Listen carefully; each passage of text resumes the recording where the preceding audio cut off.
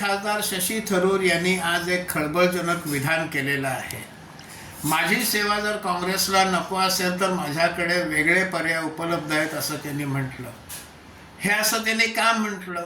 हा दुरावा का निर्माण झाला? याचं एक कारण असं आहे की अलीकडे पंतप्रधान मोदी यांनी अमेरिकेचा दौरा केला आणि अमेरिकेच्या दौऱ्यात त्यांनी अमेरिकेचे राष्ट्रपती डोनाल्ड ट्रम्प यांच्यासोबत ज्या वाटाघाटी केल्या त्याच्यामध्ये आपल्या देशाला, भारताला अधिकात अधिक किती कसं मिळाल याचा यशस्वी प्रयत्न केला. भारताच्या पदरात खूप काही त्यांनी पाडून घेतलं आणि त्याचं शशी थरूर यांनी कौतुक केलं. मग मोदींचं कौतुक करणारा माणूस हा काँग्रेसला कसा चालेल? आणि त्यामुळे ही सापत्नतेची वागणूक शशी थरूरला मिळायला लागली. शशी थरूरने असंही म्हटलं आहे की संसदेमध्ये महत्त्वाच्या चर्चांमध्ये मला बोलायची संधी पक्षातर्फे दिली जात नाही, ही तक्रार त्यांनी केलेली आहे. म्हणजे कुठेतरी काहीतरी बिनसलाय, पाणी मुरताय. शशी थरूर हे स्पष्ट वक्ते आहेत.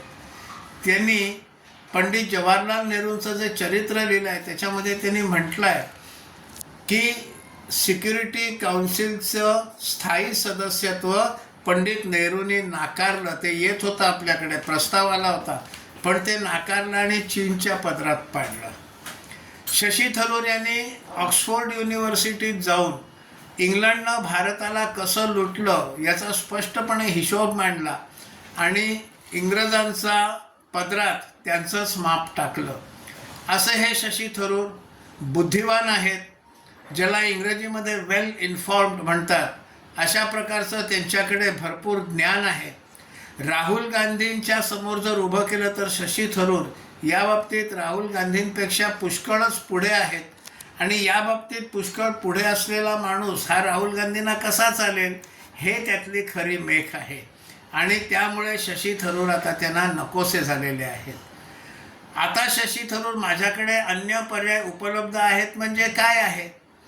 थोडंसं आणखीन काही मुद्दे, पैलू हे पाहावे लागतील. सुनंदा पुष्कर यांच्या गूढ मृत्यूचं सावट अजून गेलेलं नाही. ते जरी हुशार असले तरी देखील त्यांची अनेक चित्र हे महिलांच्या गराड्यामध्ये उभे असलेली येतात आणि त्यांच्याबद्दल मग लोक तशा प्रकारचे मीम्स देखील टाकतात, हे आपण पाहतो. अशा परिस्थितीमध्ये ते कुठल्या पक्षात जाणार आहेत? कुठला पक्ष त्यांना सोबत घेणार आहे? ते आले तर त्यामुळे किती मतं किंवा किती संसद सदस्य, विधानसभा सदस्य त्या पक्षाचे वाढणार आहेत? हा सगळा हिशोब केला तर त्यांच्याकडे कुठला पर्याय उपलब्ध आहे हे समजणं